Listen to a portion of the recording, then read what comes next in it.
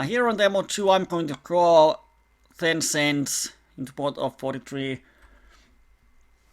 Of course we're out of position, but hand is decent, so I'm going to call.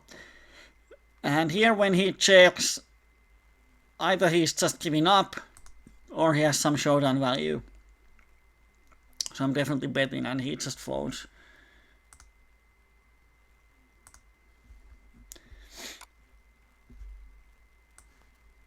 And as normal, when you are commenting about the hands, please say the table.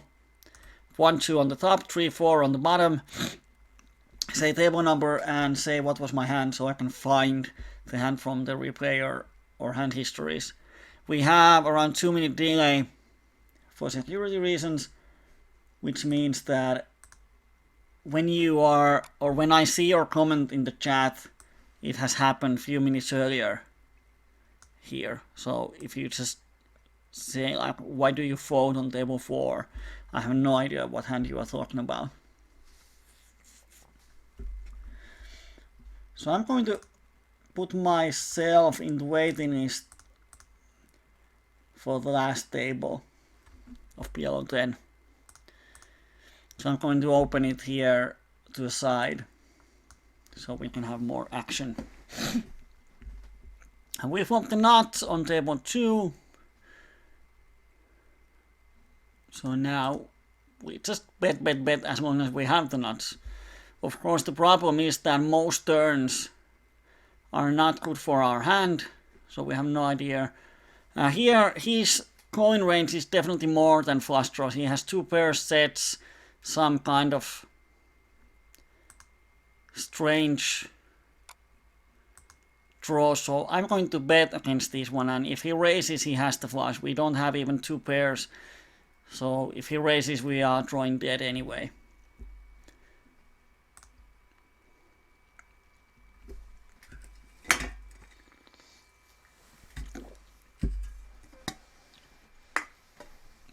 And good evening to everyone who's joining. There's some ice hockey going on in Finland. I know that Animecha is definitely watching.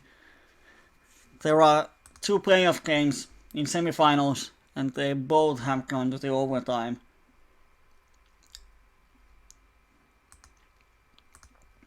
So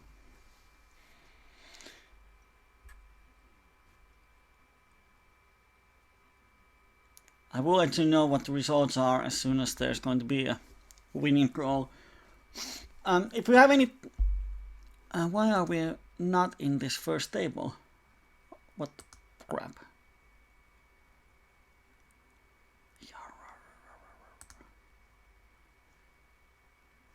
No, I am not on this table, so I'm just going to close it.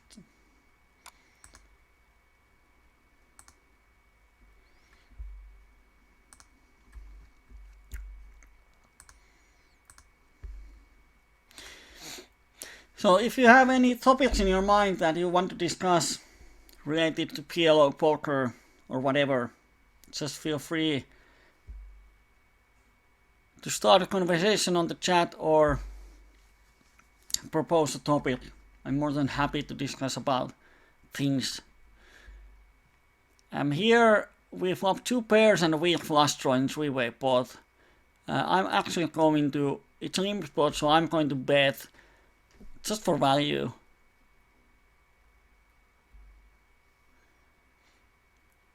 But they don't call.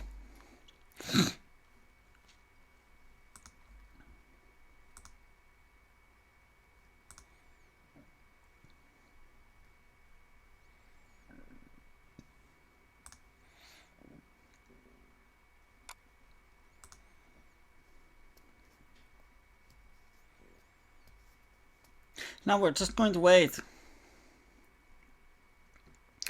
Like here, 4-way limp spot and no one bets post flop. It's like a lot of really passive calling station. And the problem is that against these really passive players, it's so hard to create a big pot because they will just call. So you bet and they call, fold, or sometimes call 3 streets.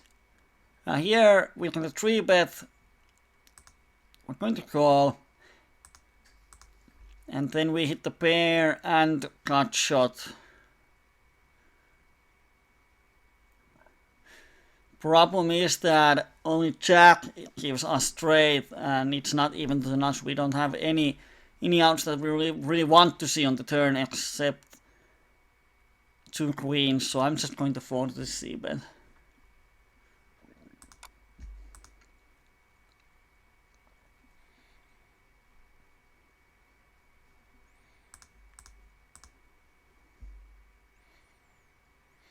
And welcome everyone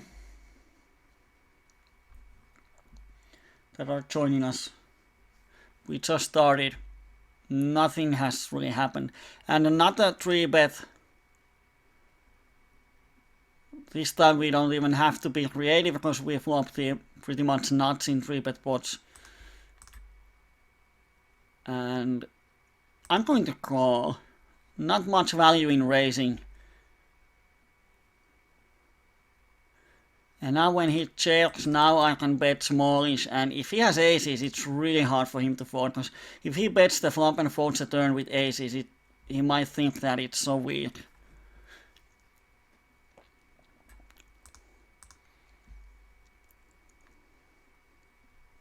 And he just folds, probably has nothing.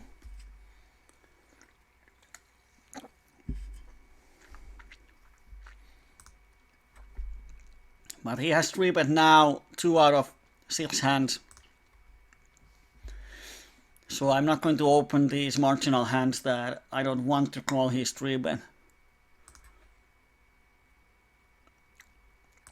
Pretty nasty position, and the rest of the table is pretty bad too.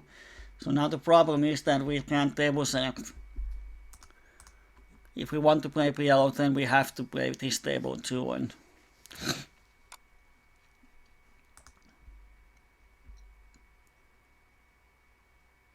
not the best table ever.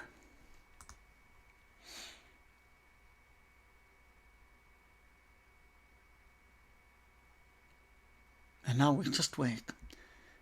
People think so long.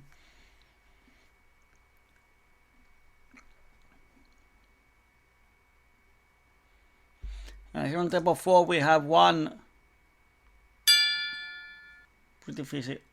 Okay, both games ended. Jyväskylä won and Rauma won, so congratulations Arni Metsä. He roots for Rauma. Too bad that no one else does. We don't support Rauma because of their coach, but they won. And almost at the same time, Jyväskylä won too. So now we got the ice hockey away.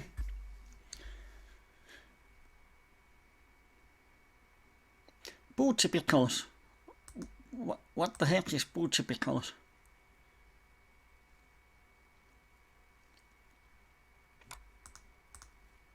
I don't know.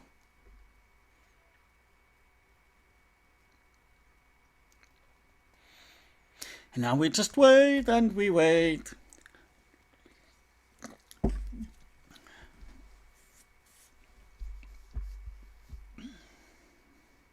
Maybe we should open PLO20 table, but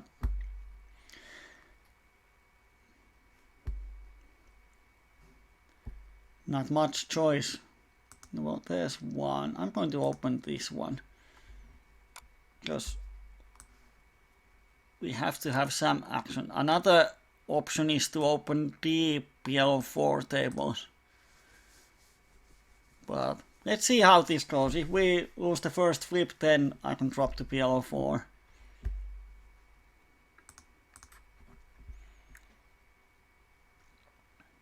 Let's see if this trial 3-bets us once again. Yeah.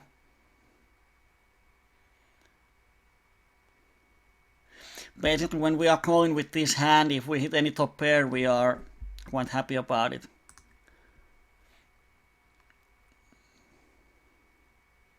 Now we have the cut shot and 3 overcards.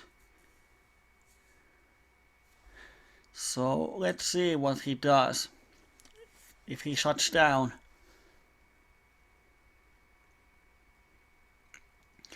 If he bets here,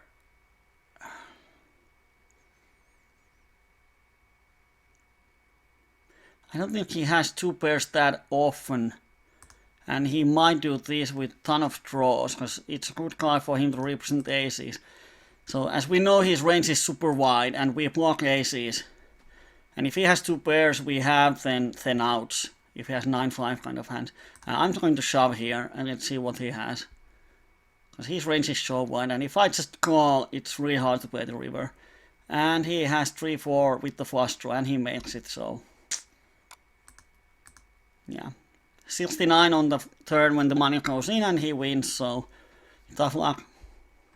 But... it was a good decision. Too bad it didn't pay out. Here we have two pairs.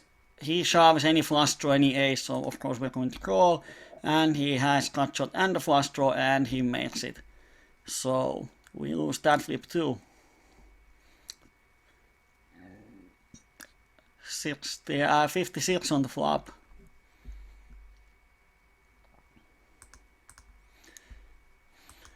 So 2 all-ins, both as a favorite, and we lost both. So here we have a smallish raise. We have 13 out to the straight, so I'm going to call. And if he has 8-9, then we have 12 outs, which gives us 25-26% equity, and we need more than that here. So now we have to fold.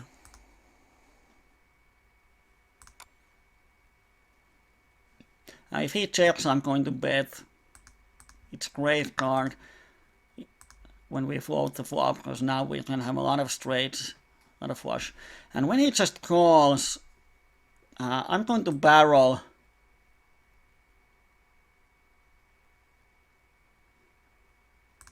I'm going to barrel the turn.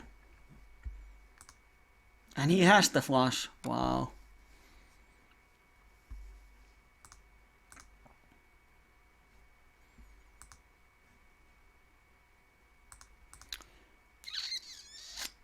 We thought he might have a set or straight that he just doesn't fold on the turn, but he will fold on the river.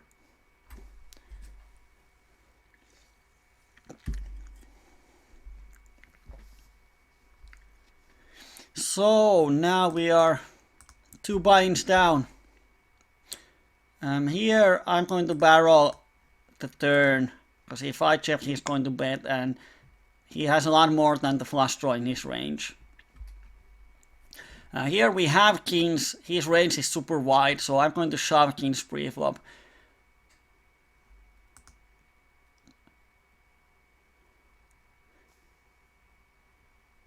Because we are ahead of his range, so...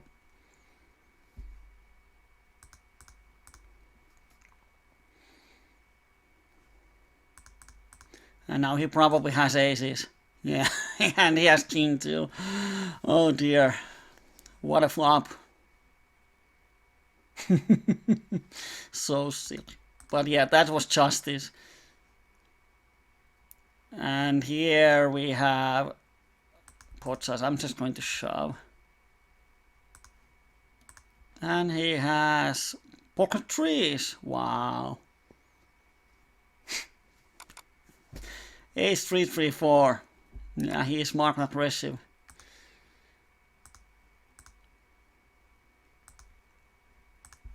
Wow. So he 3-bets with ace 3, 3, 4. Calls the 4-bet, which is horrible, and flops the set.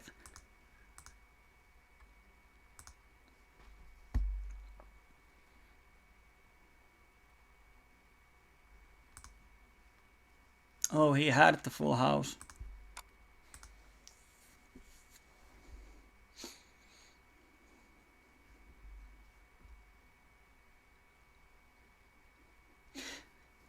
That's what happens often in PL, a guy who 3-bets almost everything.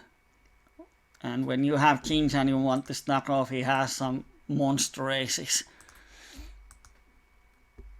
But we got pretty lucky there. So that's the way. Variance evens out. Here, of course, pretty bad luck that this donkey hits his set. I'm going to limp call here.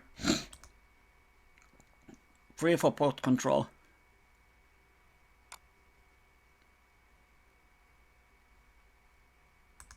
And he checks, so I don't think he ever has ace in his hand. Probably raises me. Oh, he folds. Because most of the time on the content when I say that he shouldn't have ace ever, the opponent raises me.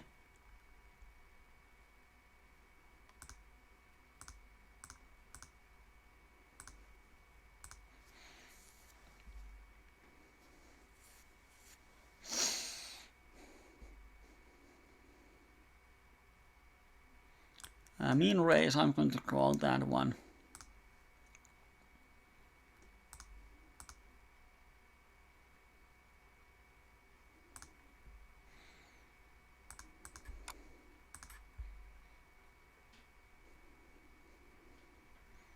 And he keeps 3-betting me. Of course, now we are 4-betting top of our range, calling with the rest. And here we hit the cut shot and the flush draw.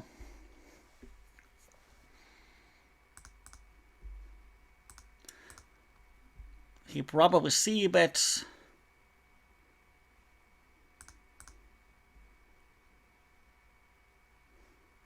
If our flush draw is alive, we have the odds to call.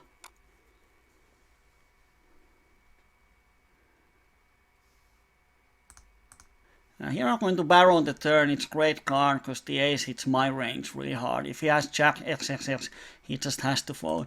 When this guy calls, he might have the flush quite often. But he might have some sort of ace grab. Huge odds.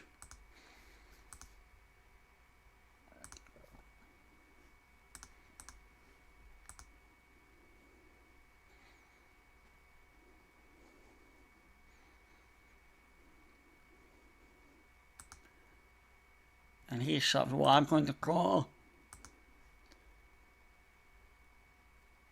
And he doesn't have, he has a monster draw.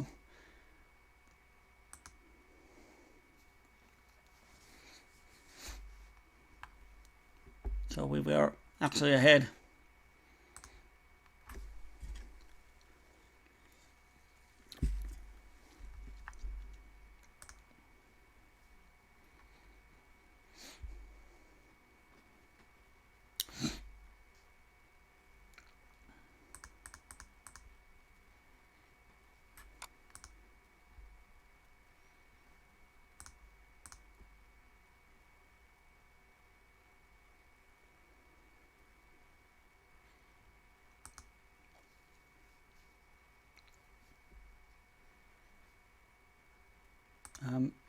When someone mean bets, he probably has air or some kind of weak draw.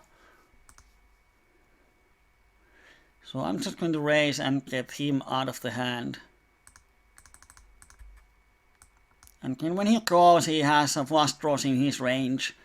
We should have decent folding equity here on the turn. Of course, if he has ace in his hand, he's never folding it. But if he has a draw, we have folding equity.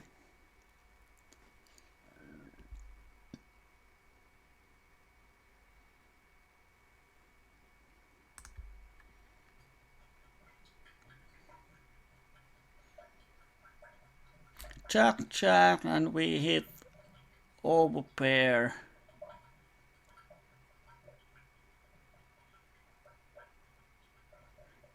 And I'm going to call once, and like here on this turn, if he checks, I'm going to turn my hand into a bluff. It's a good board to float, and this is such a weak bet that I'm just going to raise him.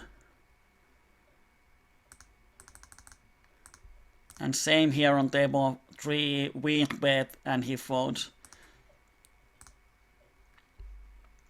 So I'm going to make a note.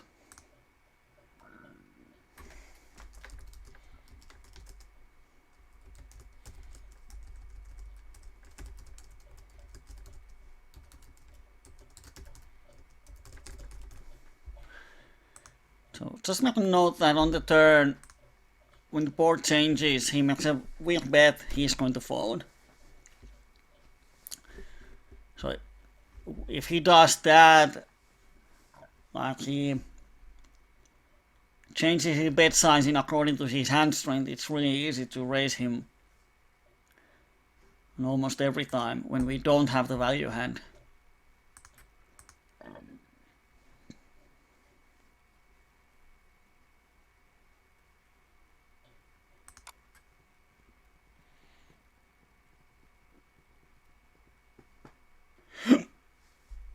Oops.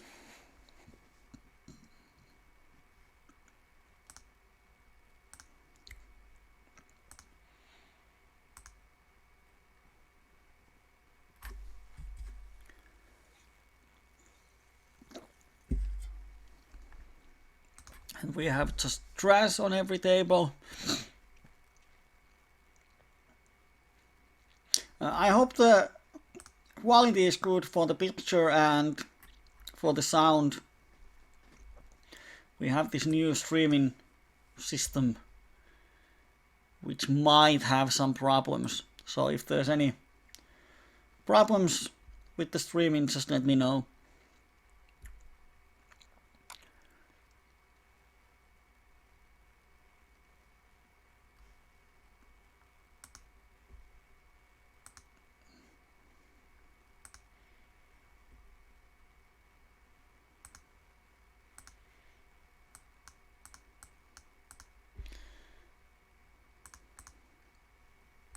Now when we have 4 tables of PLO10, we might actually close the PLO20, because our crowd fund is around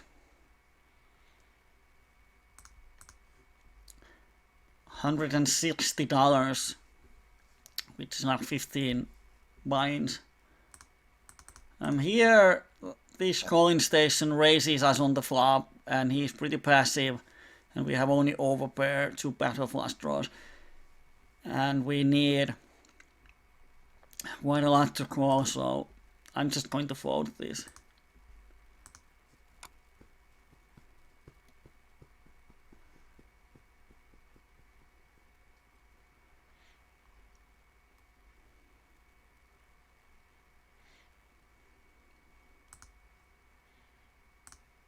So I'm going to close this PLO20.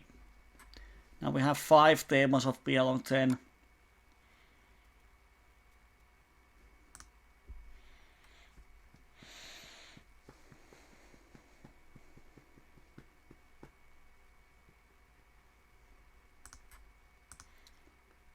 We have aces on table 4. I'm just going to 3-bet when there's cold caller.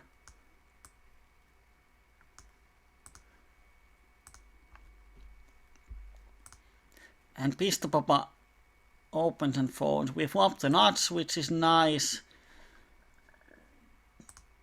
And now hope the opponent hits something.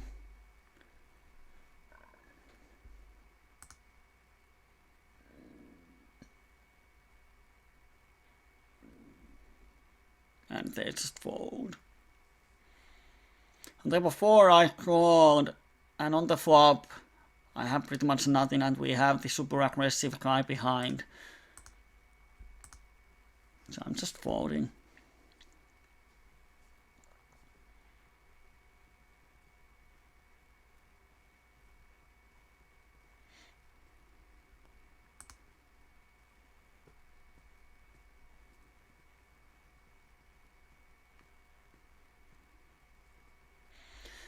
On table 1 we flop the open-ender.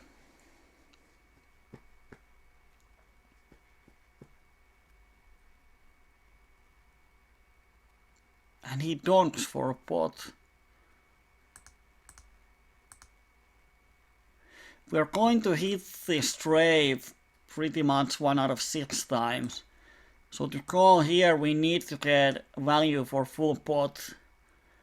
And the problem is that if I call, I get the straight. Even if I pot the turn, I don't get the value for full pot here. Even if I pot the turn, he has 25% equity, I get 75% of the pot on the turn and on the river if he folds, so there's not much value with calling just an open-ender when he pots. And Opium is asking, do I play offline PLO? What is offline PLO? Do you mean live games on casinos or friend's house? Here on table 4, this trial seems to be 3-betting us every time when we open. So now it's easy for us. We don't open any hands that we are not happy to call 3-bet or 4-bet him. Here on table 3, I see bet the board, he calls, so either he has to draw or king, and we pick up the cut shot here. So not much folding equity on the turn, and we can bet for value, so we have to check. And probably he bets the river or wins on the river anyway.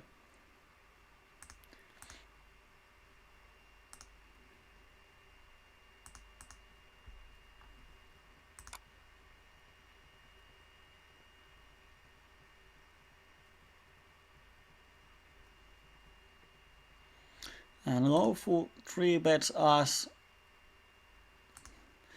Pretty tight 3-betting range, so I'm just going to fold my kings, because I have to assume he has a lot of aces in his 3-bet range. And against aces, I can't call with kings.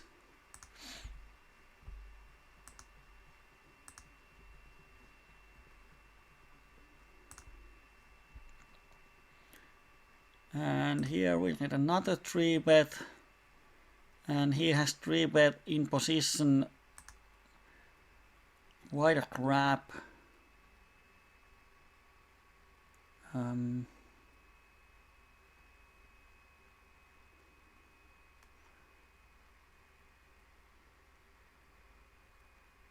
He has 3-bet twice and both have been pretty crappy hands, so I'm going to 4-bet, and of course we're going to shove any flop. If he has the flush, then we are beat. But we have a lot of folding equity from the hands that have a lot of equity against us. So when we 4-bet some kind of ace XXX trap, we are not 4-betting for value. We are 4-betting because we know that he doesn't have a hand that he's going to 5-bet and get it in most of the time. Like he has 3-bet from the button twice, and both of those hands are Ace Jack 6-5 and Queen 9-9-8. So I trust that when we have ace, he doesn't have aces that often. And if he doesn't have aces, we have a lot of folding equity on the flop. Live games, I would love to play live games, but I don't have a lot of time for those. Mostly when I have played in casinos, I have played Hold'em, because when I had chance to play on casinos over to Europe, I didn't know much about PLO and there wasn't much PLO going on. I have played one PLO tournament on Czech Republic, on Prague. It was some kind of triple chance. Here we have bottom set with the blocker, so of course we're getting in. If he has kings, then we say life sucks. And he has just king 8, and now he has a lot of cards, and he doesn't make the flush, which is nice. The tournament was some kind of triple chance PL, and overall we had somewhere around 15 or 16 players in the tournament. Of course I won it. Woo! It was a funny tournament. When it was about to end, we were 3-handed. I was watching my clock. It was the last subway back to our hotel. Was leaving in just a few minutes. And taxi would have cost quite a lot. And there was so many kilometers that walking was out of question at the middle of the night. So when the heads up started, I actually calculated that I wanted to chop. First, of course, I was a chip leader. I said it was actually a woman. So I told that lady that can we do on chip count chop. So we chopped the price pool according to our chips. He said no. Then I said, okay, what if we split 50-50? It's good for you. No, he doesn't want to split. So then I was actually thinking that, okay, if there's no way of splitting these, I don't have time to play. Because if I play and even if I win, the pay jump, what I get from the first prize, would go to the taxi. So no matter what happens, I have the same amount of money in my pocket. So then I said to her that, okay, if no one chop, why not we go blind, all in on every hand, until there's a winner. And now that was fine for her. He didn't want to split, he didn't want to chop, but if we went all in on every hand, it's fine for her. So then we went all in for a couple of hands and I won.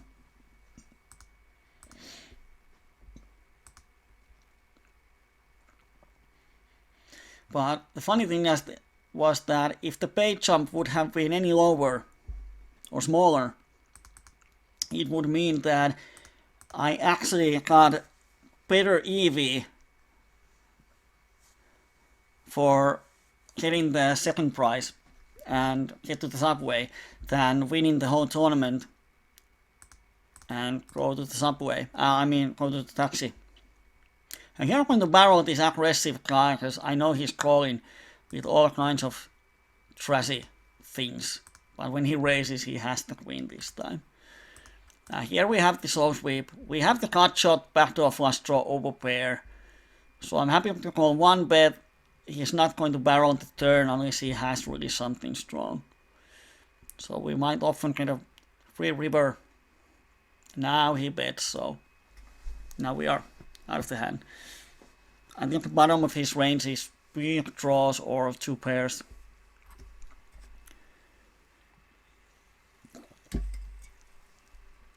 And he had a set and he had a wow. We would have scooped the pot. Poker would be a lot easier if you knew the river card.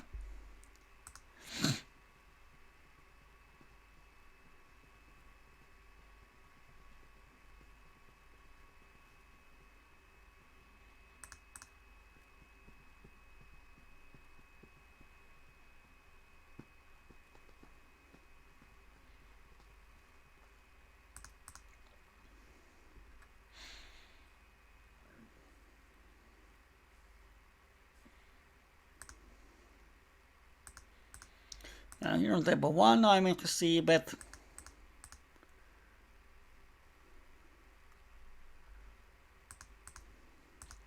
Pretty standard.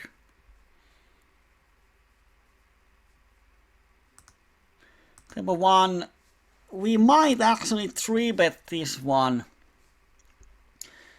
Just to create a big pot.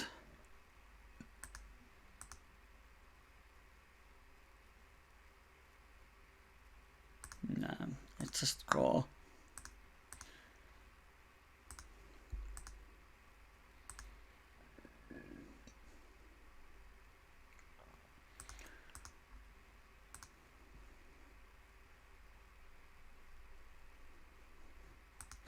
Here we pick up the wrap and really small bet.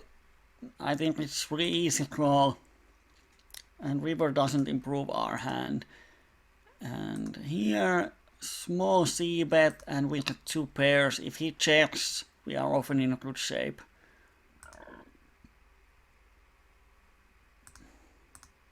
And river kills our hand.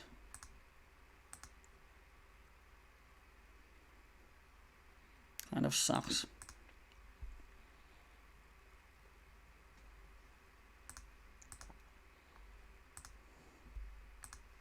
Yeah, there are so many situations where poker players actually don't have any logic.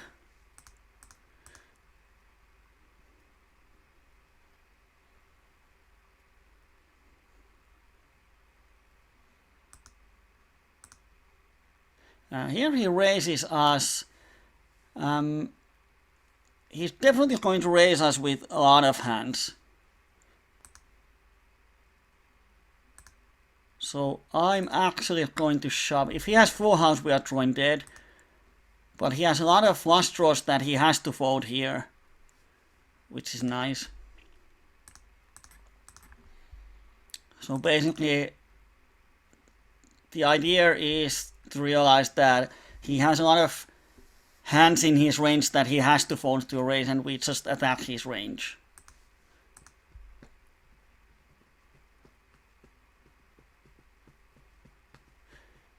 Yeah, in check the taxes might be cheap or might not be cheap. Sometimes if you want to go that way, the taxi goes that way, but sometimes the taxi goes that way and they try for extra 5 kilometers or so. So you never know what you get. And of course you should make the deal before you sit in the taxi that what is the price and so on, but even if you agree on some price, they might try for longer. And when you just want to discuss about the price, they suddenly don't know any word in English. That happened a lot in Spain. There's this one restaurant that when we went to the restaurant, everyone spoke perfect English. All the waiters, everyone understand English. Suddenly there was some complaining about that the dishes were not the same as we ordered. And suddenly no one understand English. They were just doing this all the time. So it was quite frustrating. Here on Tempo 2 we have the nudge on the turn, but he doesn't give us action.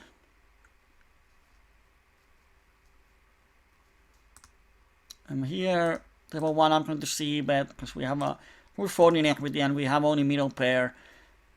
And a lot of backdoors. If he calls and we pick up a draw on the turn, we can check back.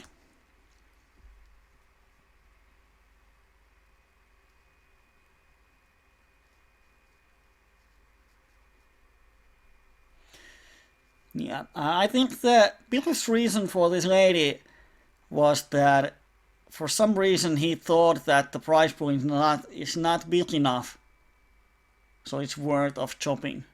So it's either win it or not. I just don't understand the logic behind it, but probably that was the logic, because it wasn't big enough, so it could be chopped.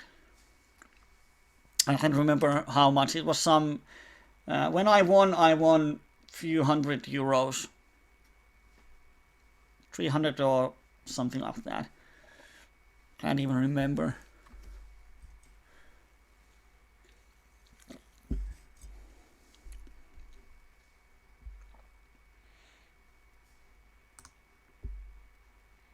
Yeah, Norway and Denmark are expensive countries, of course.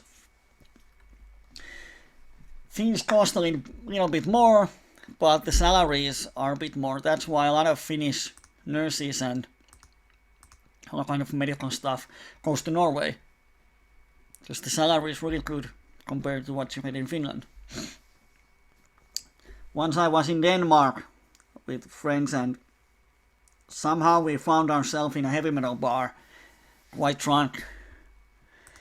And I like White Russians a lot. So I checked there that, okay, beer is this much and oh, White Russian is this much. Oh, it's almost the same price as beer. And suddenly I thought that, okay, if beer and White Russian cost the same, then the White Russian has to be cheap. And then I bought 16 of them or something. Full plate of White Russians. And in Finland, the White Russian is made up to the big glass. It's big drink. Here I'm going to raise him because monotone board he shouldn't hit it that often, and we have double cut shot if he has a set or something. So I was used that White Russians were half a liter drinks, but in Denmark they were done in this really small. It's not a shot glass, it's almost like a coffee glass, but it was really small. And I got 16 of those, which was nice. And then I went to the table And I said to my friends that, oh, these White Russians are so cheap that I bought 16 of them. And they were like, they are not cheap. And then I started to calculate in my head.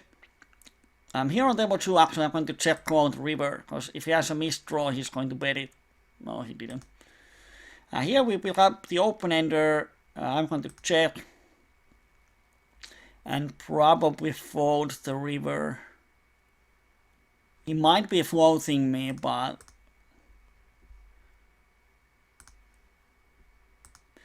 when he calls the flop, he has something. All we can beat is some sort of 6, 7, 8 type of handish.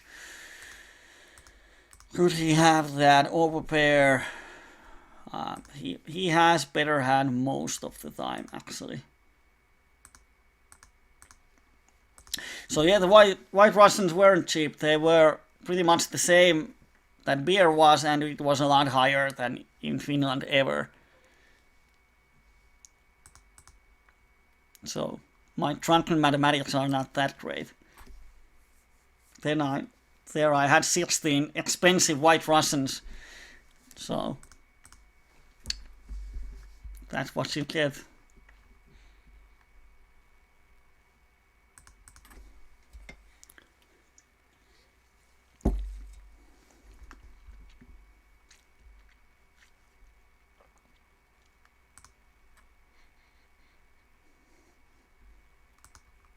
What is a bondage statue? What the hell is that?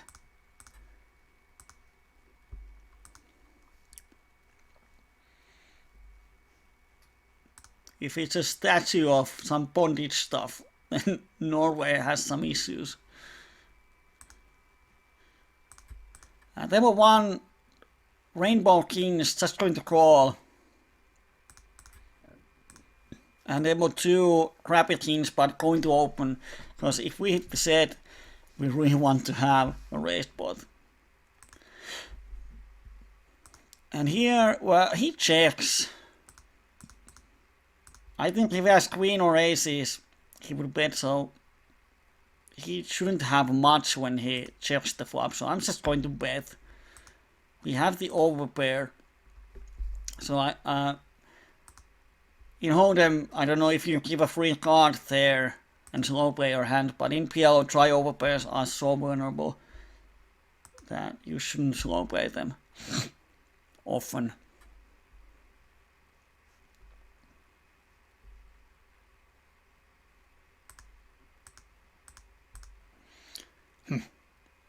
Wanted to open for normal sizing, but yeah, it worked. Here on table 4, I don't want to 3-bet this hand, so I'm definitely not folding, so calling is my option. And we hit 2 pairs, which is nice. And he checks, we bet, and he folds or calls. That's how it often goes. And he folds. And when people open out of position and check fold, if they don't hit the flop, it's like printing money. Because every time when they check, you bet, which means that 60% of the time they are going to check fold. Here I'm going to call because I want this aggressive guy to come along. And then we can probably get nice value for the set.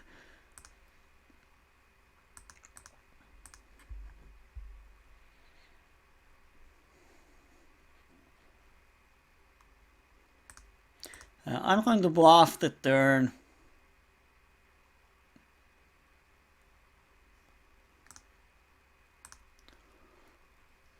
On the outside table we flopped the nuts with the nut flush draw, 97 on the flop. Too bad the opponent was a short stack. He calls the turn, which probably means he has the queen high flush or jack high flush often. Because he shouldn't have 2 pairs or set. And we block the king high flush. And I'm just going to attack his range, and I'm going to raise the turn and hope he folds the flush, because he shouldn't have full house. That would be really weird. And he folds. Of course, when we check raise the river, if he's a good player, he wonders that why do we check raise if we have the full house?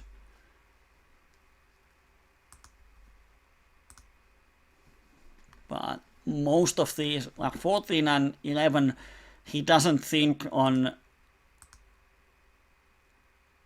multiple levels. His thinking is pretty straightforward. So there we can attack his range once again. And especially in PLO, when you are in that level of PLO poker that you can start to keep ranges for opponents, and you start to realize that how often, or you can even estimate like how often opponent here has air. Like often if you raise, opponent needs to fold 30% of the time or 50% of the time. So if you can estimate that, okay, at least half of his range cannot call my raise, then you can raise almost any hand. Of course, if you have a value hand, you might not want him to fold. But with air. So when you get to that point that you can start to attack your opponent ranges on certain boards, certain actions, and how the board runs out, it gives you a whole new bag of tools in poker. Because then suddenly you are not that interested in your own cards on most situations. You can win a lot of money without having any piece on the board.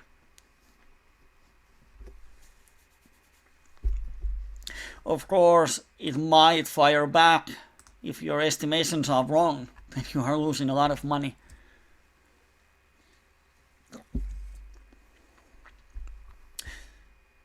Yeah, €3 on a can in the store. Well, in Finland, actually, this 1 pint or half a liter can is like €2 or €3. No, it can't be. I'm wrong, because actually a long drink or cider is at cheapest under €2, half a liter. €10 in a bar in Finland somewhere. I like the bars where beer is €2. That's better for me.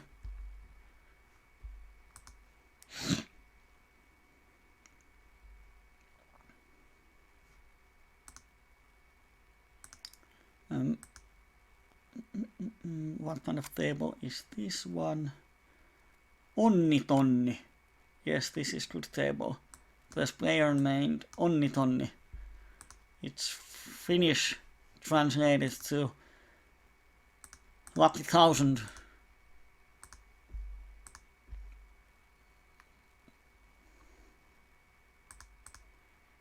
So now we have 6 tables, so we can close one if it turns out to be a bad one.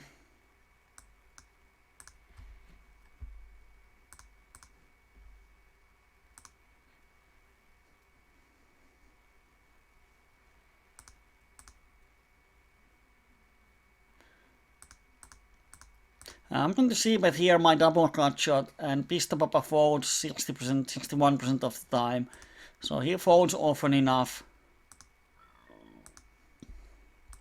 that we can just bet. Of course, if he raises, it's a nasty situation, but I always like c-betting in a heads-up pot instead of checking, especially out of position. Here we flop the 13 outer nut wrap versus calling station. Definitely bet here. And then we make the nuts on the turn. Definitely bet here, actually a bit bigger. And he calls, and we still have the nuts on the river. That's the good thing. Turn changes the board, river changes the board, and now we can just almost shove. And I'm going to bet if he has a straight, he's going to call. If he had a missed flush draw, he's going to fold. So I don't think we get any more value by c-betting 3/4 of the pot. Just full pot there on the river.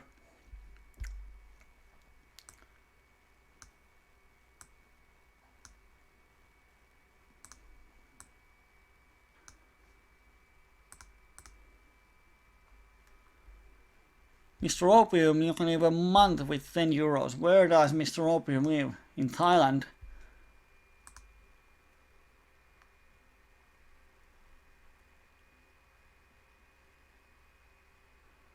Oh, Ukraine.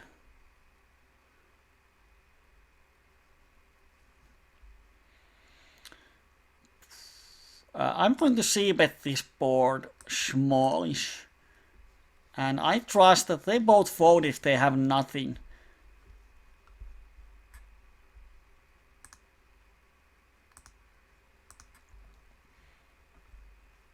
And he raises, smallish raise, might make it with the bluff, but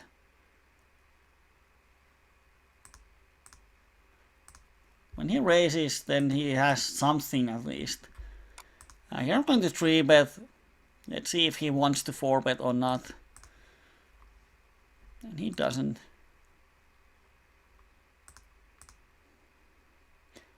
If he bets, I'm going to call the turn. Because he's going to bluff this really, really often.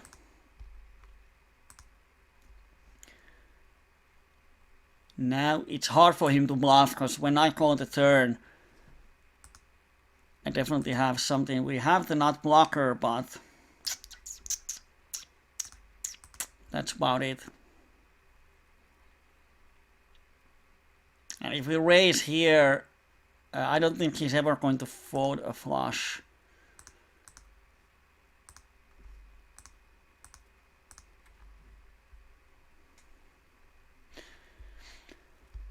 If I had the nut flush, I would there probably check raise the river. Now when I have just blocker,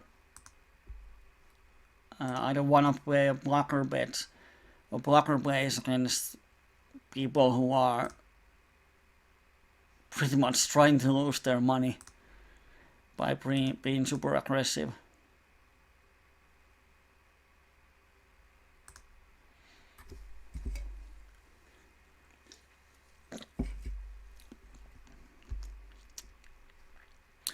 Here I'm going to call for set value, because we have a really good position, because we can see what he does, and if he 3-bets, he calls, we can really big bet, and we are almost 150 BPs deep with the aggressive guy. Of course, we don't hit the set, so we don't have to do that.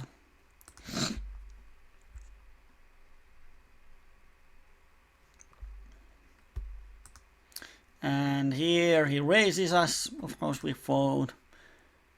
Oh, and he shoves, wow.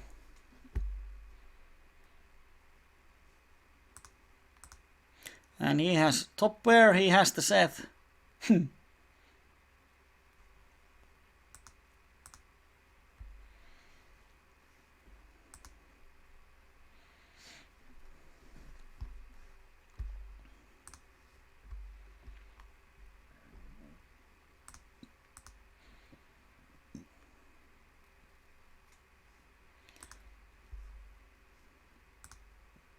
Oh, should have folded here on table 1. My mouse is killing me. Let's hope it's only a 10-cent misclick.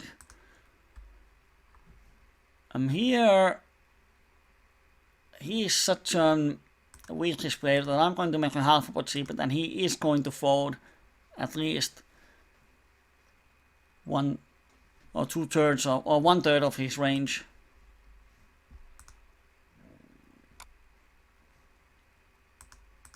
Table 1 double paired hand, open.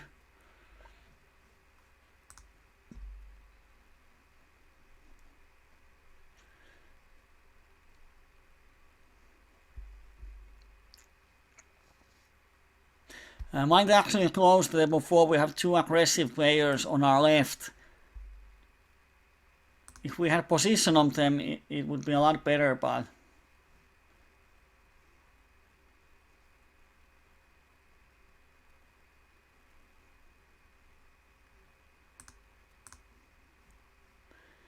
now when we don't, it's going to be a really bad situation.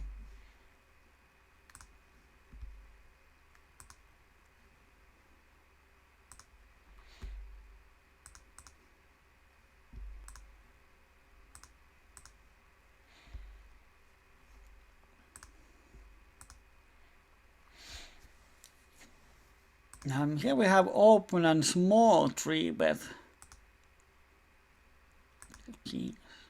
I'm going to fold. And here he 3-bets out of position. Well, I'm not going to fold. We are 170 BBs deep, definitely call. And we flop top pair and a cut shot. With 100 BBs deep, this would be a lot easier. Then I would just shove here and have a ton of folding equity. But when we are 170 BBs deep, it's different. So let's call and see how things work out.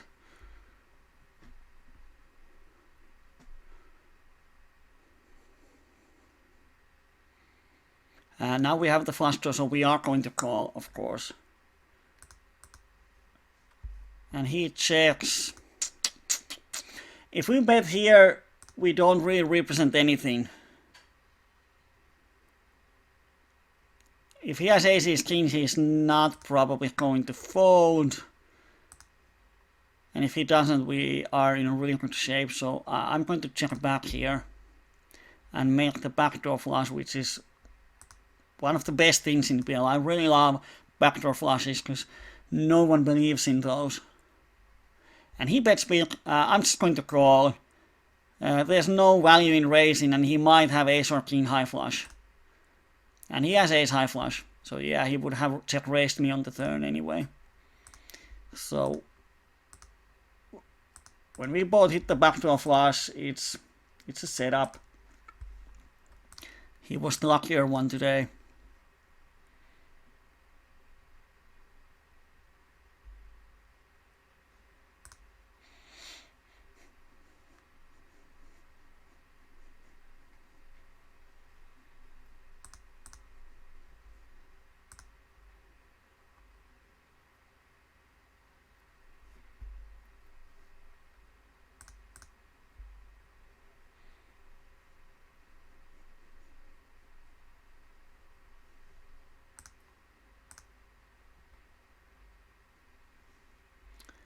Here we 3-bet aces. I'm going to c-bet this board.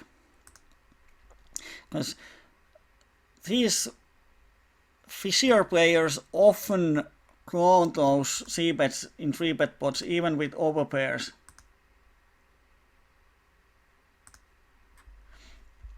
Like kings. So you can get some value when you actually have the aces in your hand. Here I'm going to raise. They shouldn't hit the board often enough. Of course he knows it, so he might be creative with his overpair. And he folds.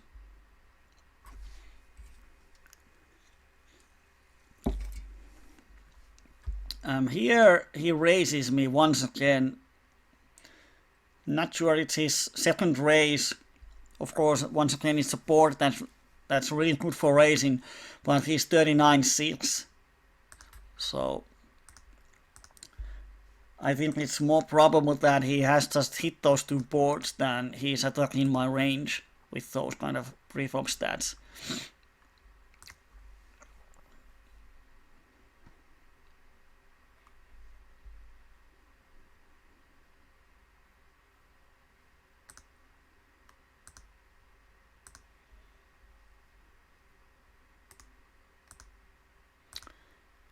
He is a friend.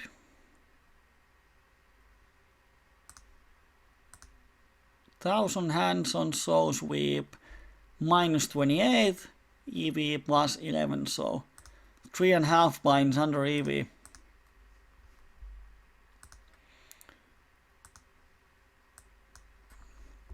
Let's find here another table. Bada bing.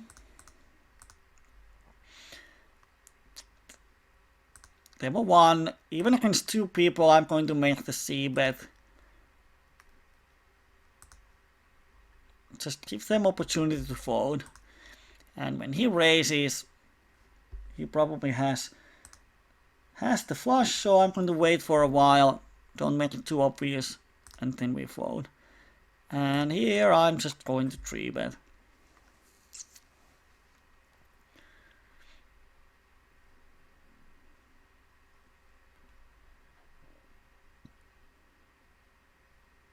Like this coaching's also plays so straightforward that I'm pretty comfortable 3-betting any aces against him because he doesn't make moves post flop. Has an almost 800 hands. What the crap is this? Oh, I pressed bad beat button. So he's not making any moves. And what we have open. I'm going to 3-bet him. I'm going to isolate here. Because out of 800 hands he hasn't done ever, and he has raised flop c-bet only once. And here we get 3-bet from this friend. Let's stack him off. Wow. If he shoves, we probably have to gamble, yeah. Because if they both have aces, we are in pretty good spot. But he's shorty. Not sure. Well, it's almost like EV0 gamble, so let's take. We have so much money in the pot. And they both have aces, and we flop 2 pairs, and it does hold up. Woo! We probably had best equity, yeah, 50% pre-flop, which is huge. But it's for the main pot, there was big side pot, so I'm going to mark the hand. And remind me that we check later if the call is actually good or not. Because it might not be when we have big side pot where we are never ahead. So we are probably a small underdog in the side pot. But now when one of the flush draw was alive, and we were lucky with the side cards, we actually had 50% pre-flop in 3-way pot, which is insane in PLO. It's so hard to get 50% pre-flop. And here I'm going to raise. And when he calls, he has 2 pairs or set always. So I'm definitely going to bet big here on the turn.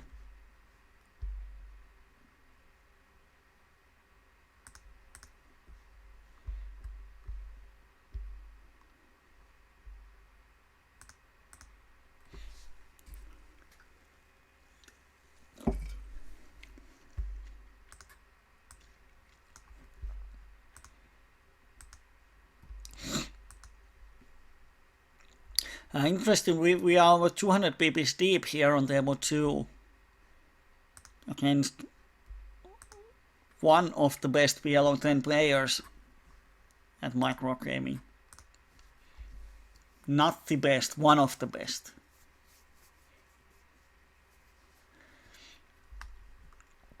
We have position, if we were here and Soul Sweep was here, I would definitely change the table. Now we might actually have some nice leveling wars.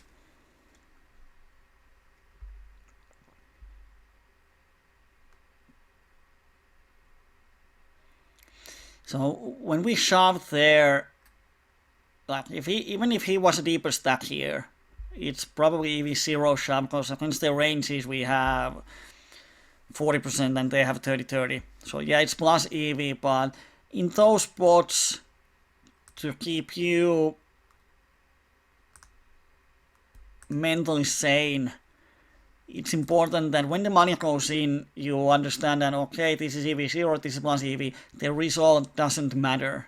So what the result is today doesn't really matter. So it's important that you realize that. So even if you lose to runners, you don't get crazy. Because in PLO you have a lot of these situations going on.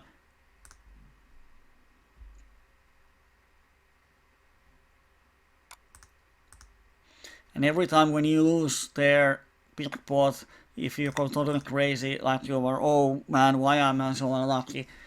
And you get a lot of negative emotions then PLO is going to be really hard for you. So after the money goes in, there's nothing you can do about the hand. You can just concentrate on the next hand. Here we have the nut flush draw and the wrap. Definitely bet. We have so many nut outs. Here we pick the nut flush draw. We see that 70 cents would be nice. But my mouse doesn't work.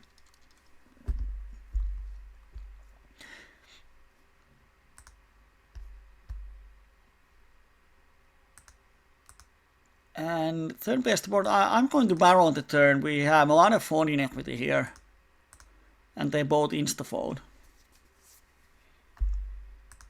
So instead of just checking at, oh, they might have 6 or something, just understand that when they call the flop, they have a lot of draws. And when the board pairs, you have a lot of folding equity against any draws.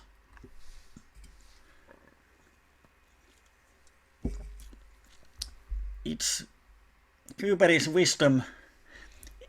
If you give your opponent a chance to fold his hand, you give yourself an opportunity to win the hand without hitting anything. And like there, when we have just ace high in our hand, we have to hit something on the river to win the pot most of the time. Queen 5 deuce, great flop to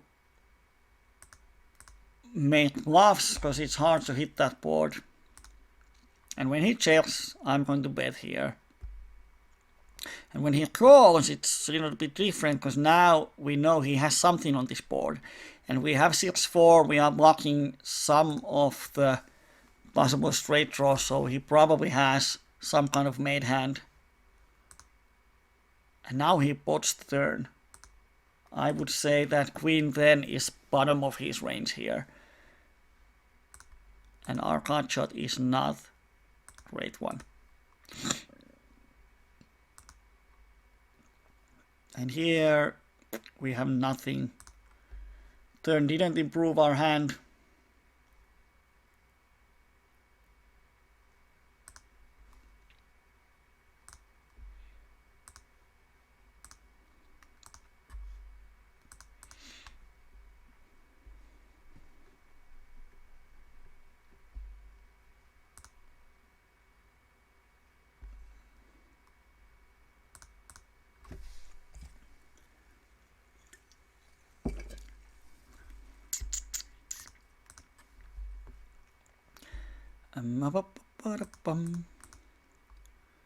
This opponent on table 4 is playing actually multiple tables.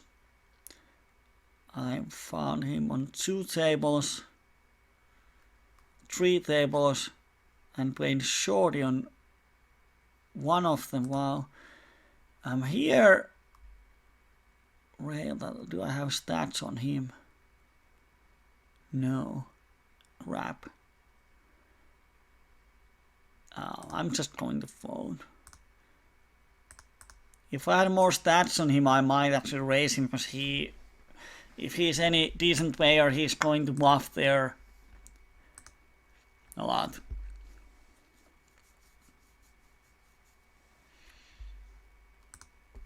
But when I don't have any information, I don't want to make those kind of moves.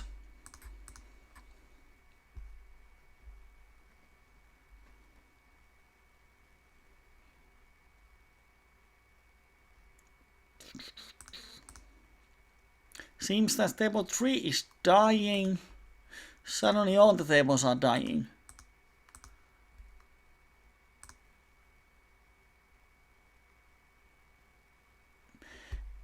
Yeah, and Kyberi's wisdom once again is that, as we all should know, the only way to win money in poker is that you make less mistakes than your opponents. And the other way around, your opponent has to make more mistakes than you if you want to win money in the long run. So, the wisdom is that if you want to make money, give your opponent a chance to do a mistake. If you force your opponent to play perfectly, then you don't win any money in the long run.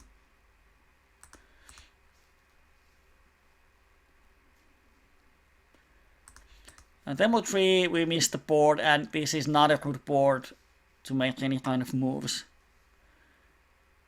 He checks. Now it's actually a good because he shouldn't have full house ever.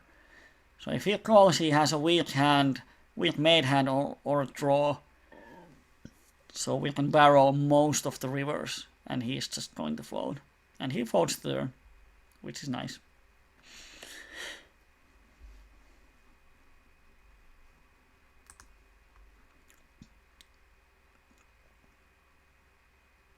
Ace is out of position.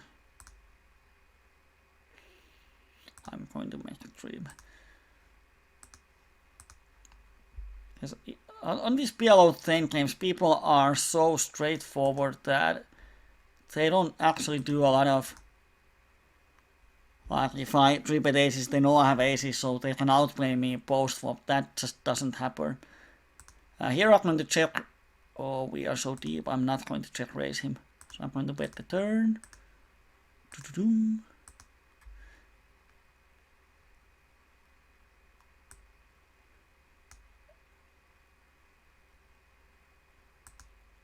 I have to check raise. We have ace and king of hearts, which is kind of funny because if he has a flush, he's going to bet, and we get that 90 cents. He's not going to call our raise unless he thinks we have a blocker way here. But if he has a flush, we get that 90 cents no matter what we do. But if we check, he might make a bluff on the river. So we can value from his air. Of course, if he checks back small flush, then we lose value. But I think he's going to bet all his flushes on the river.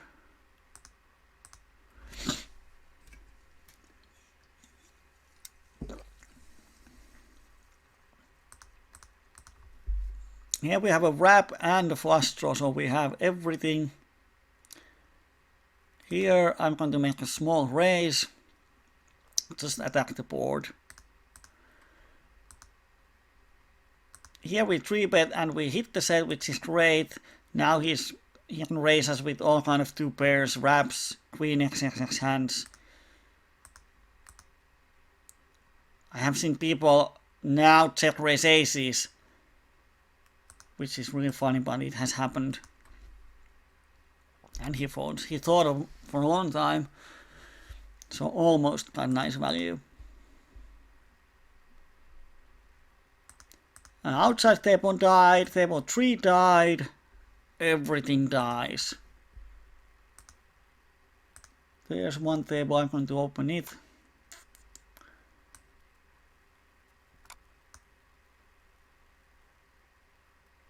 Yeah, it's the one where there were the 2 aggressive ones, which was the former table 4, but now we have position on the aggressive ones.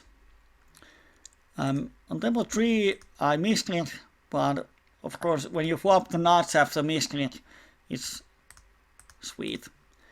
Here we have the cut shot and the flush draw, and the backdoor flush draw. I'm going to check, because Papa might raise us with variety of hands, so okay, here table 3 died.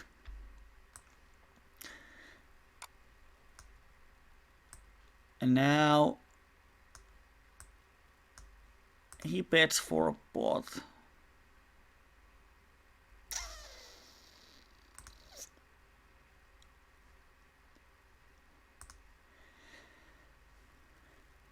We have queens as outs. Probably it's not even the nuts. We have diamonds. It's, well, not enough. Have to fold.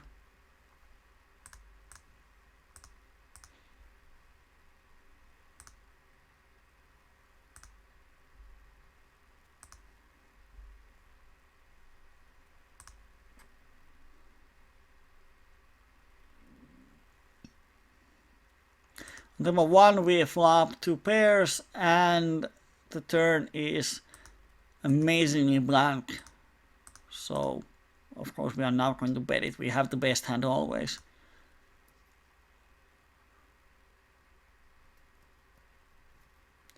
Almost always.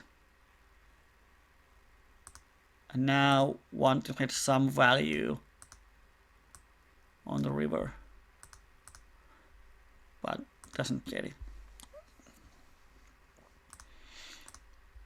And demo 2, raise pre-flop and half a pot c-bet on monotone board, and as you can see, it's really hard to fight back. So slow sweep knows I'm going to c-bet my whole range there, but if he doesn't have a hand, there's not much he can do. Because unless he starts to raise with total air on multi-way pots, then we are going to make profit. Here he 3-bets, and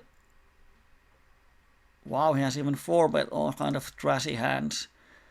I'm going to make the 4-bet. If we get it in, we have decent equity even against aces, and we're going to dominate him quite often.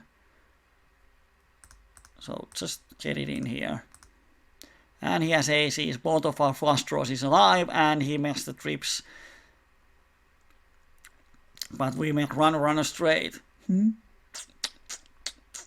37 on pre-flop, which is almost 60-40 flip.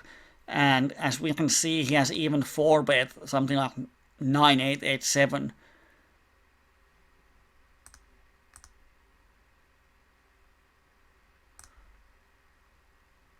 So he's 3-bet out of position, aces, ace jack, in position ace jack, queen 9-9.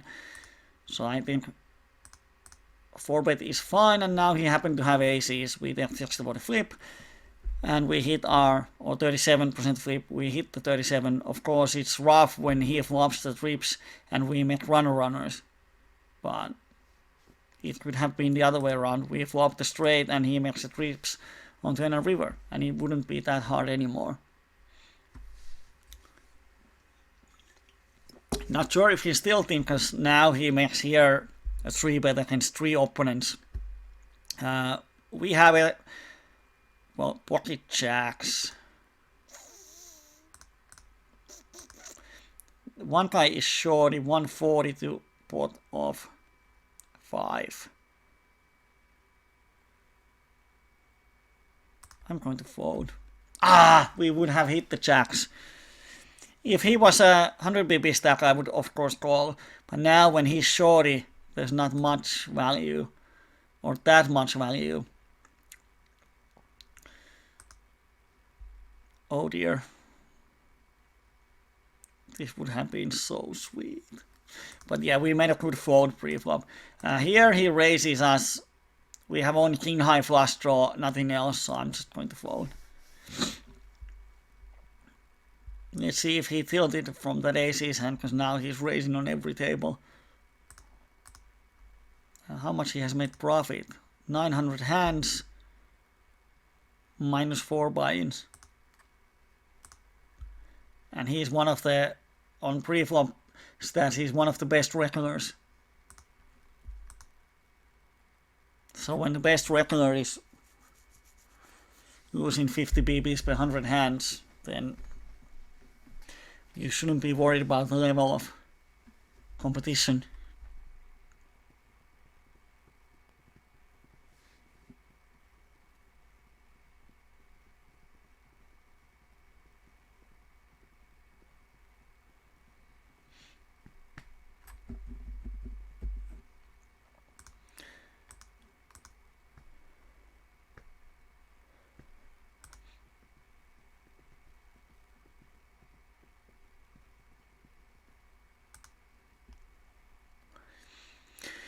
And now we just wait. If Arnimets or anyone else has some wisdoms to share, feel free. This can be our official wisdom evening.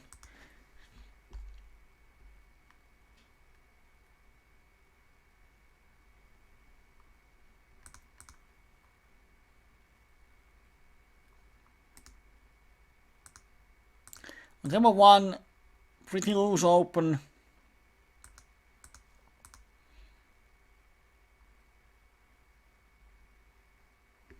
We flop the nuts on table 2. I'm going to call because the board is rainbow. We don't have to really protect our hand.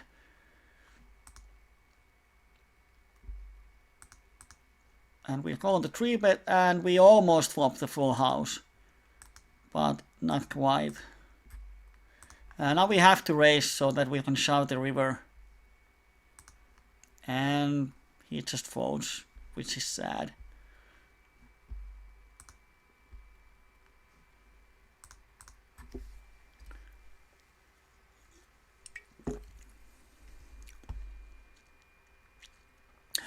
Three pairs. It's nice. I'm going to raise him just to protect. As if I call it, there's going to be so many bad turn cards. Like this 10 is really crappy.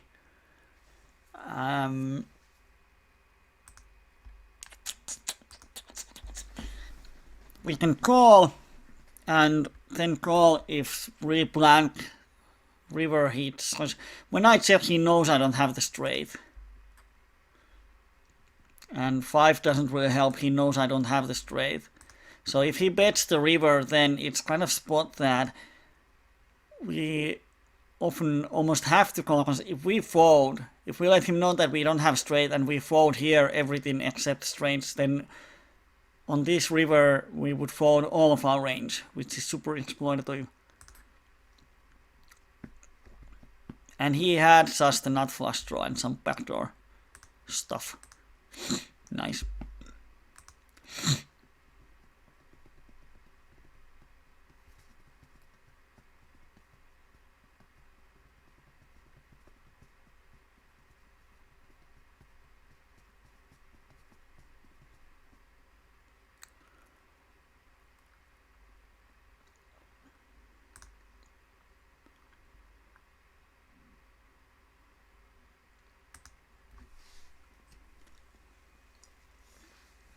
I'm going to play for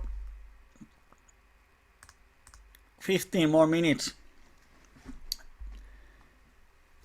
We started 20 minutes later than normally. So I was supposed to end at around this time, but let's play for 15 more minutes. And here on demo 4 happens exactly what we want. And he's super aggressive. He's going to raise me with any king in his hand. He might even raise me with air. Now I'm just betting small. If he raises, I'm of course going to call, but I represent aces, so he might shove with any 2 pairs. Now he folds. Because that's one of the reasons why I really love to 3-bet with double paired hands. On that king 3-4 board, he should raise any king XX's hand. He might even raise with air. He thinks I have aces and I'm just going to fold if he raises. Because in 3-bet pots people attack with a lot wider range than in just single raised pot.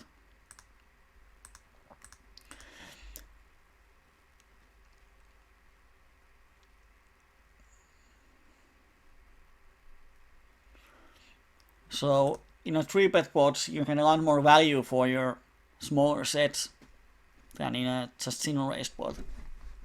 And after 3-bet you have a lot of folding equity on some of the boards. So when 3-betting those pocket pairs, double pocket pairs, a lot of good things happen. And on the other way around, when you have all the double paired hands in your 3-bet range, it means that you can hit any board hard. Even if the board is just small cards, when you have 2 pairs in your range, you can hit the set or top set on any board. And here we flop top 2, so we bet for protection. Most of the turns are bad for us, of course. 4 of diamonds is one of the best, so he's VPIP 91, so I'm just going to bot this turn, because if he has a hand that he likes, he's going to call me anyway. He doesn't care about the pot odds.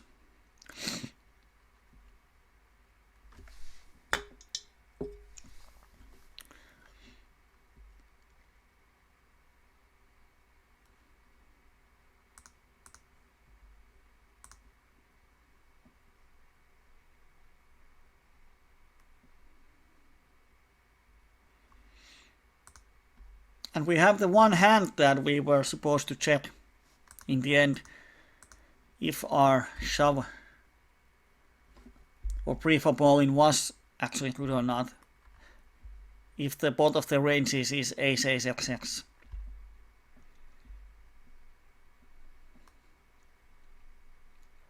Of course, now when we had 50% each, super plus EV, but we don't know that. We have to base our decisions against the estimated range, not the actual hand.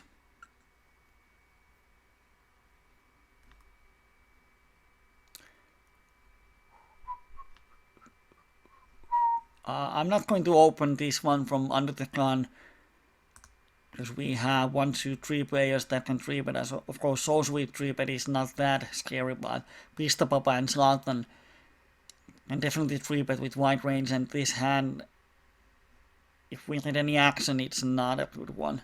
There's a gap in the top.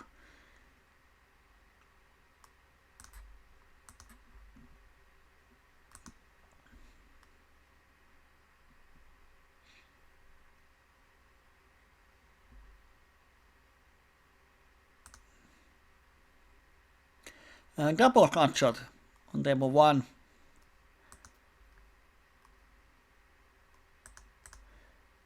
And now we hit the straight. We hit call and turn. Turn completes the straight and pairs completes the flush, which he often has. And half a pot. What can we beat?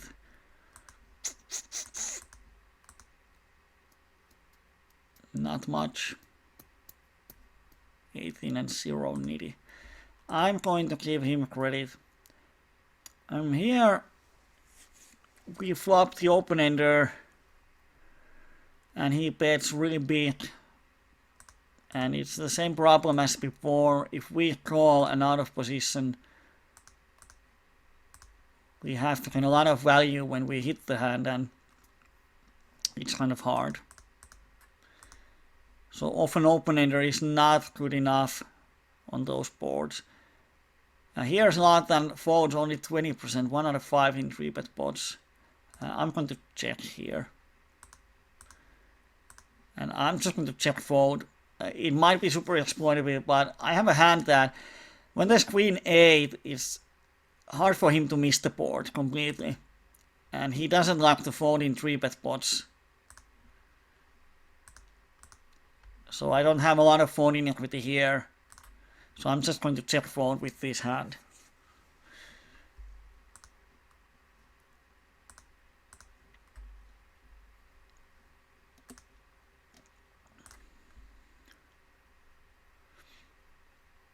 We're going to 3-bet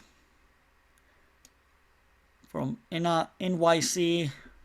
Shorty, of course, we're going to call, and oh, we get a small 4-bet.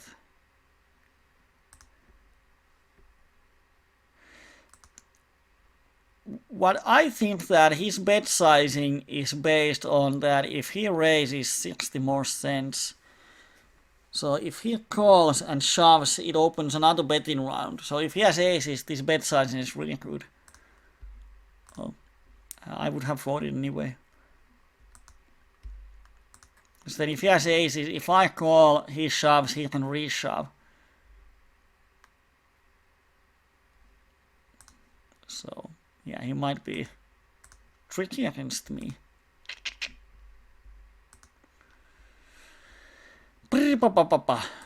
Half a pot c-bet, he's going to fold often enough.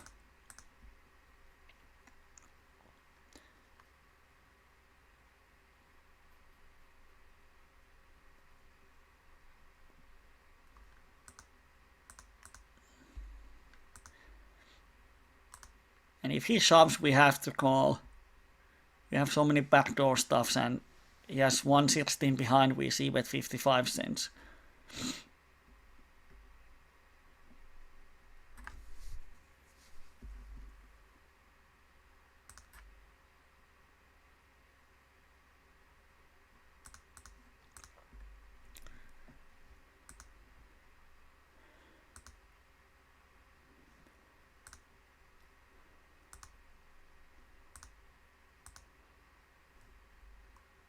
I'm going to just call a Zlatan here.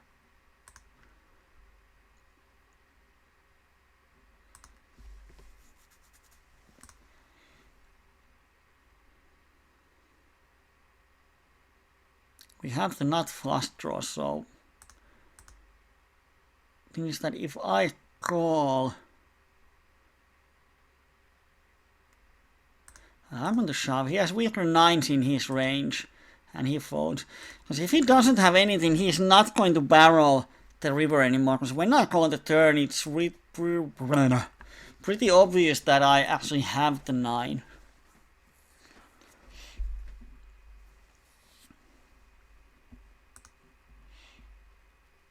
Of course, one option is to raise the flop.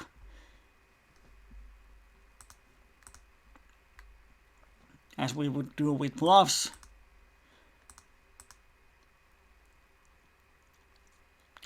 But then again, it's hard to get his full stack. Unless he has something.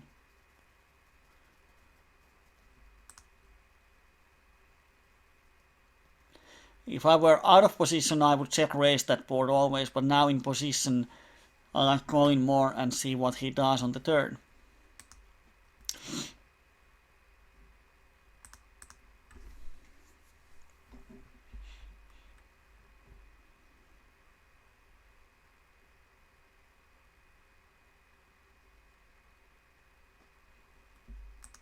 We hit the nuts on table 3. Wee. And we have this calling station. Let's see how much we can get value, or does he suck out?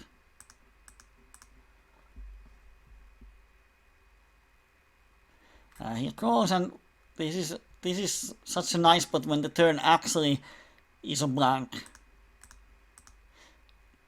It makes it so much easier, and the river is actually a blank, so I'm going to try to get value if he has 2 pairs or set of 9s, 5s, and he folds. But these people often call with desperation calls on the river.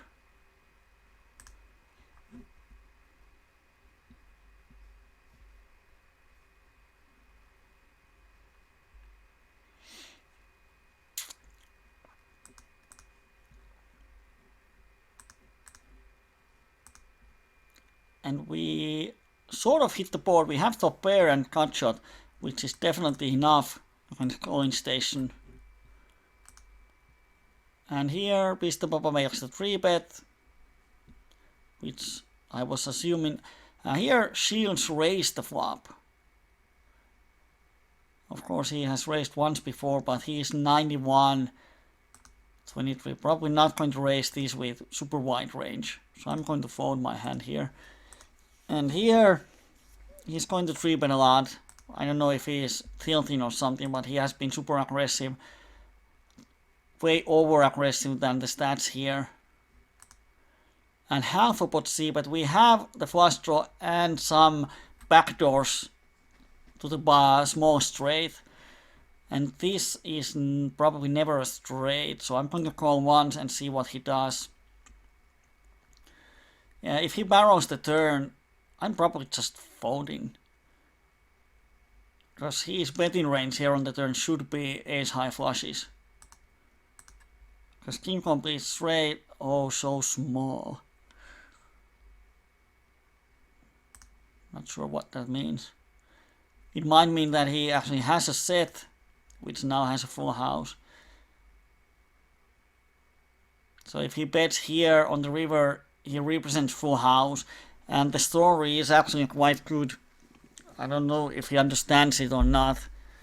But the way I have played my hand, I should have a ton of full houses here. I call the flop, I call the turn, I don't raise the turn. I should have full houses a lot, so it's really bad card for him to bluff. And if he bets any bigger on the turn, I'm going to fold.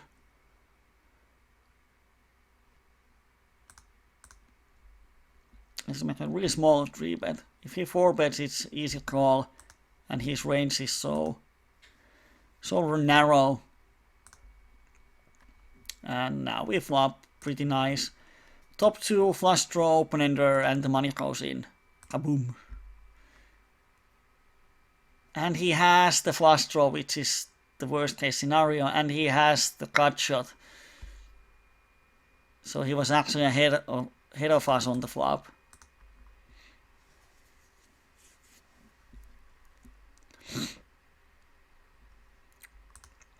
Here we have king, so they shouldn't have pocket kings that often, and he's going to shove with the wide range. I'm not going to phone my overpair and top pair here ever against this guy. And he has 2 pairs, so we are sucking out, and he sucks out on the river, so it's a suck out of suck out, but we had 30% on the flop, which is enough. We had to call $9 into pot of €9 to pot of 28.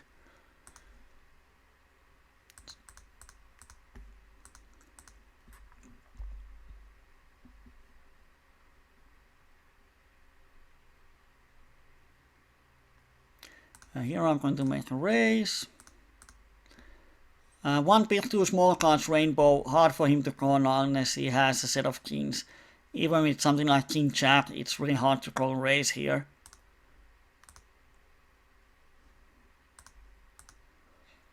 So he folds.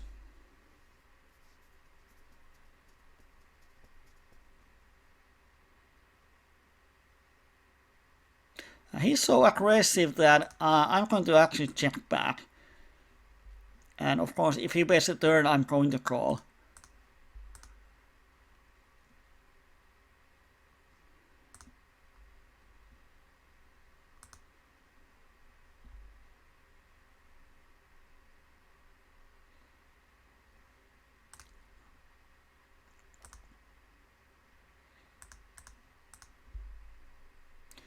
And on the river, such a small bet, and he has a lot of missed clubs draw, a lot of missed straight draws, a lot of missed everything. So I have to call the river, and now he has the flush.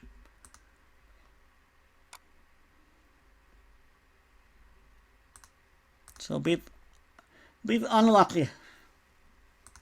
Last 5 minutes.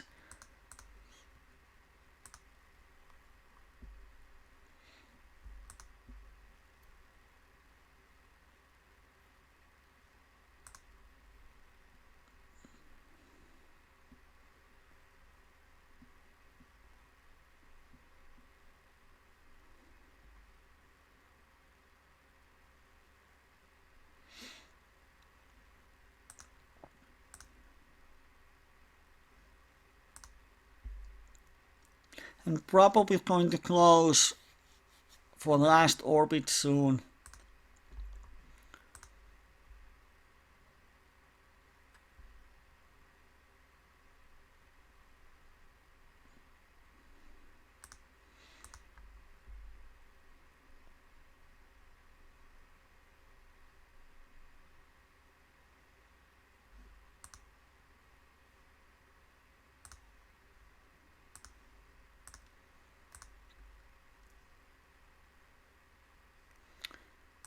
Let's start the last orbits here, and then we're going to watch or check the one hand if the shove was good or not.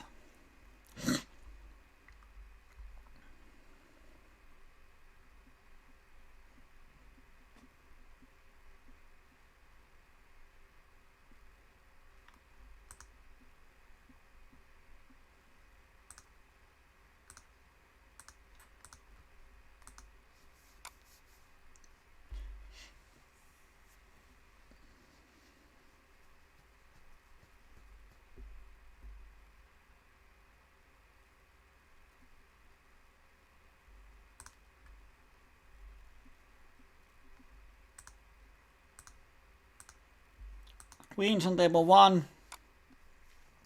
Pretty much set mine in here.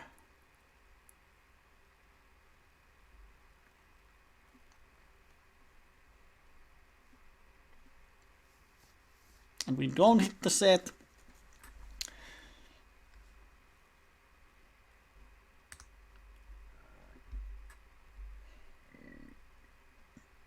Now we have the straight blockers, but three-way pot against fishes or calling stations don't start to do any blocker stuff here. It's just going to cost you a lot of money.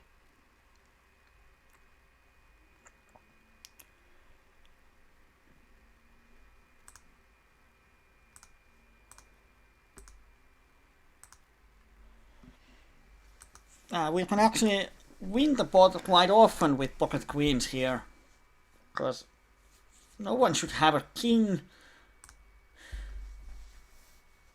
but he had. Wow, and doesn't even value bet the river. Nice.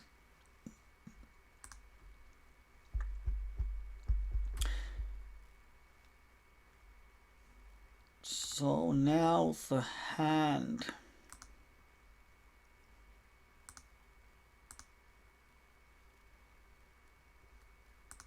Oh, what a sad graph.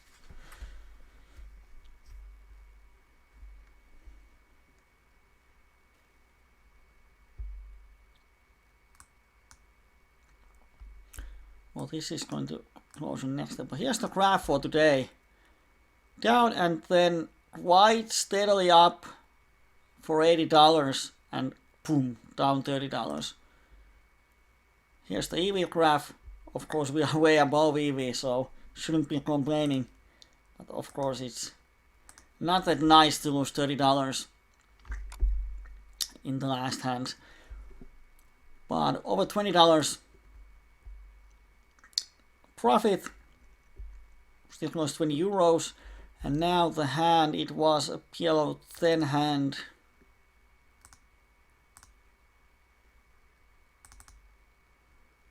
And here it is. Let's do it this way. So, do I have? Oh yes, I have. Oh, it's Oracle open if it works. Yeah, it does.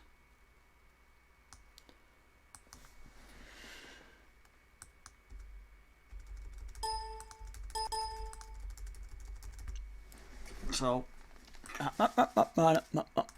let's see how this thing works. So we are getting in. So we are going to call for 107 BBs more.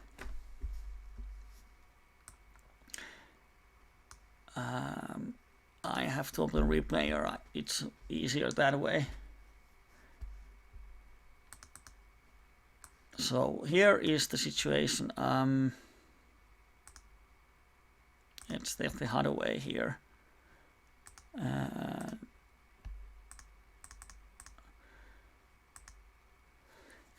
So he raises for all in.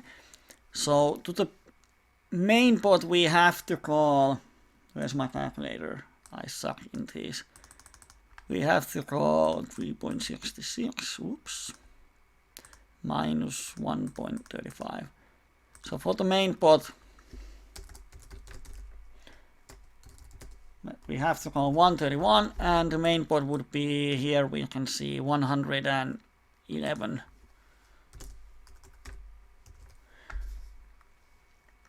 And then the side pot.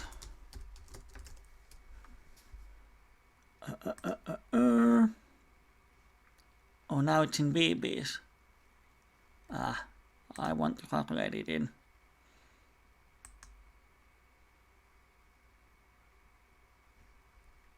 Let's take this away. For the side pot,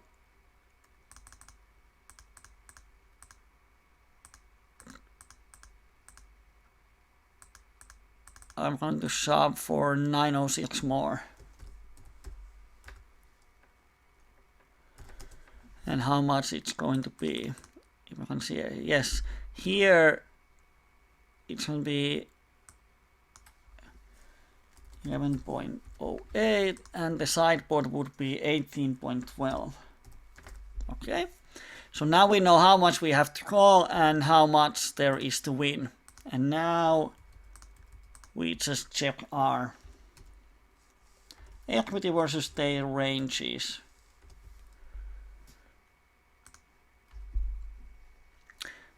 Bada bing, bada boom. So on the main pot, our equity is 40, I would say 44%. Pretty closely. Yeah. So 44% equity means, where's the calculator? Bada bing, bada boom. Pot is going to be 11.08 and our equity is 44. Our equity share is 4.87 dum-de-dum, and we take away the amount we invested. Our equity share on the main pot is 2.57. And now to the side pot.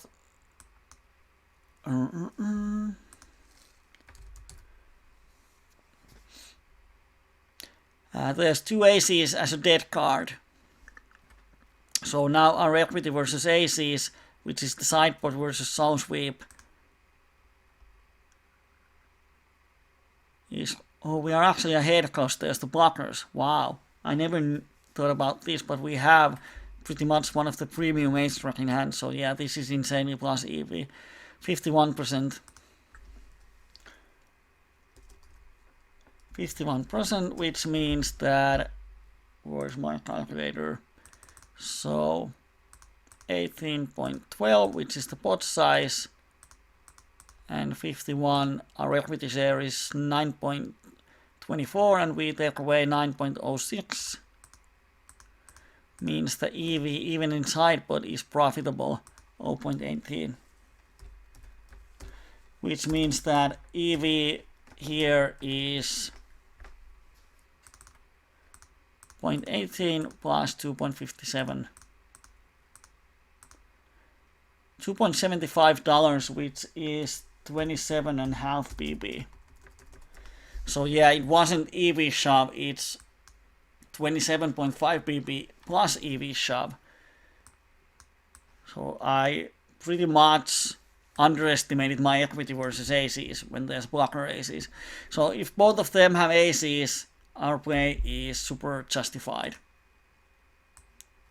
So if I would have folded that hand, that would be 27 BB mistake, which means that if the win rate is 10 BB's 100 hand, we have to play 300 hands more to make up that one bad fold. Wow. Learned something there. So here's PLO evening. Once again, results is plus 21.75. So over 2 buy-ins in profit. Should be really happy about that. And I hope that on the next week we can go back to Poker Stars, play there, see how it goes. If I get my drill to work. If I don't, then we don't play there. Because pretty much most of my poker money is at my Skrill account and I can't get it out before the customer support replies to me once more. On Friday we have the Finnish PLO night.